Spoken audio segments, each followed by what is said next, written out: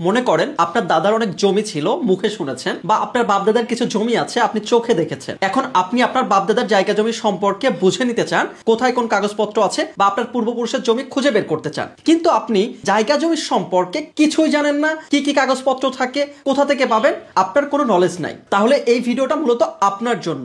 এই ভিডিওটা দেখার পর একটা জমির কি কি কাগজপত্র থাকে, সেগুলো কোথায় পাওয়া যায় এবং পূর্বপুরুষের জমি কিভাবে খুঁজে বের করবেন, সেই সব বিষয়ে আপনি সম্পূর্ণ ধারণা পেয়ে যাবেন এবং এই বিষয়ে যত কনফিউশন আছে সেগুলো দূর হয়ে যাবে। তাই বলছি ভিডিওটা খুবই খুবই খুবই গুরুত্বপূর্ণ। যদি সময় না থাকে তাহলে শেয়ার দিয়ে টাইমলাইনে রেখে দিন, পরবর্তীতে যখনই সময় পাবেন তখনই দেখে নিতে পারবেন। যদি এমন হয় আপনার পূর্বপুরুষের অনেক জমি ছিল কিন্তু আপনার বাবা অথবা দাদা তারা তাদের উত্তরাধিকার বুঝে পায়নি, অন্যান্য মানুষ সেই জমি ভোগ করছে, এখন আপনি সেই জমিগুলো খুঁজে বের করতে চান, সেই বিষয়গুলো নিয়ে আলোচনা করব শেষের দিকে। প্রথমে আসি একটা জমির কি কি কাগজপত্র থাকে। নাম্বার 1 খতিয়ান, নাম্বার 2 দাগ নাম্বার, নাম্বার 3 মৌজার নাম, নাম্বার 4 দলিল, নাম্বার 5 নামজারি, নাম্বার 6 পর্চা বা খতিয়ানের কপি, নাম্বার 7 মৌজা ম্যাপ, নাম্বার 8 ওয়ারিশ সনদ, নাম্বার 9 ভূমি উন্নয়ন কর ল্যান্ড ট্যাক্স যেটাকে আমরা দাখিলা বলে থাকি, নাম্বার 10 জমির সীমানা নির্ধারণ যেটা একজন সার্ভেয়ার করে থাকে। মূলত একটা জমির এই কাগজপত্রগুলো থাকে এবং এই টপিকগুলো থাকে। এই বিষয়গুলো সম্পর্কে আপনার বিস্তারিত ধারণা থাকলে আপনি জায়গা জমি খুব সহজেই খুঁজে বের করতে পারবেন। এখন মনে করেন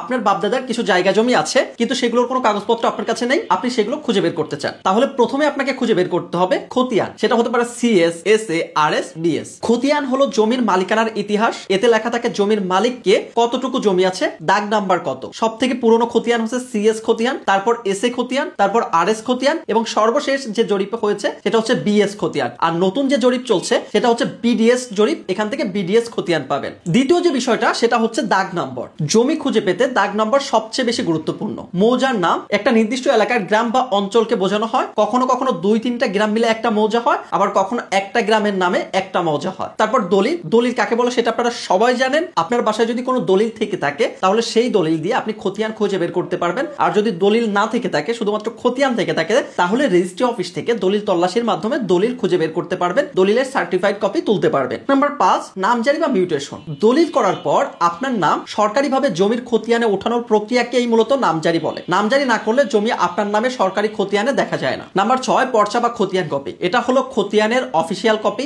এতে জমি সম্পর্কে মূল তথ্যগুলো পাওয়া যায়। যে কোনো জমির তথ্য যাচাই করতে প্রথমে আপনাকে পর্চা দেখতে হবে। নাম্বার 7 মৌজা ম্যাপ বা নকশা। আমাদের বাংলাদেশের যেমন মানচিত্র আছে, একটা জেলা, জেলার পরে উপজেলা, উপজেলার পরে হচ্ছে যে ইউনিয়ন, ইউনিয়নের পরে গ্রাম, ঠিক একইভাবে জমির আছে মৌজা ম্যাপ বা নকশা। এতে আপনার জমির সঠিক অবস্থান, পাশের জমি, রাস্তা সবকিছু একদম ম্যাপের মতো করে দেখা যায়। নাম্বার 8 ওয়ারিশ সনদ। কেউ মারা গেলে তার জমি কারা পাবে, তার উত্তরাধিকার কে কে আছে, সেটা ছেলে, মেয়ে, বউ, তাদেরকে ইউনিয়ন পরিষদ থেকে যে সনদ দেওয়া হয় সেটাই হচ্ছে ওয়ারিশ সনদ। জমির ভাগ বাটোয়ারা বা নামজারি করতে ওয়ারিশ সনদ প্রয়োজন হয়। নাম্বার 9 ভূমি উন্নয়ন কর বা ল্যান্ড ট্যাক্স। জমির উপর সরকারকে যে ছোট্ট ট্যাক্স দিতে হয় এটাই ভূমি উন্নয়ন কর বা ল্যান্ড ট্যাক্স। ট্যাক্স পরিশোধ করার পর যে রসিদ দেওয়া হয় সেটাকে আঞ্চলিক ভাষায় বলা হয় দাখিলা। আর এই দাখিলা আপনার জন্য খুবই প্রয়োজন। আপনি যে একটা জমির মালিক এবং আপনি যে নিয়মিতভাবে ট্যাক্স পরিশোধ করেছেন তার প্রমাণ হচ্ছে এই দাখিলা। আবার পরিস্থিতি যদি এমন হয় আপনার পূর্বপুরুষের জমি আছে, সেটা শুধুমাত্র গল্পে শুনেছেন কিন্তু আপনি চোখে দেখেননি, আপনার বাবা অথবা দাদা মূর্খ থাকার কারণে সেই জমিগুলো অন্য মানুষ ভোগ করছে, তারা তাদের জমি বুঝে নিতে পারেনি, তাহলে আপনি কিভাবে খুঁজে বের করবেন? সেই ক্ষেত্রে আপনাকে প্রথমে প্লে স্টোরে চলে যেতে হবে, তারপর DLRMS অ্যাপস ডাউনলোড করতে হবে। সেখানে গিয়ে নামজারি খতিয়ান, সার্ভে খতিয়ানে গিয়ে জেলা, উপজেলা, তারপর হচ্ছে মৌজার নাম প্রত্যেকটা সঠিকভাবে দিয়ে তারপর আপনার পূর্বপুরুষের নাম যেটা অফিসিয়াল নাম বা এনআইডির নাম, সেই নাম দিয়ে সার্চ দিলে ওই এলাকার মধ্যে আপনার যদি কোনো জমি থেকে থাকে, কতটুকু জমি আছে, কি পরিমাণ জমি আছে, সবকিছু দেখা যাবে। ভিডিওটা ভালো লেগে থাকলে শেয়ার করে অন্যদেরকে দেখার সুযোগ করে দিন। এছাড়া বিশেষ প্রয়োজনে ফ্রি এবং পেইড পরামর্শের জন্য ইনবক্সে মেসেজ করতে পারেন। তবে সরাসরি কলে কথা বলতে চাইলে পরামর্শ ফি প্রদান করতে হবে।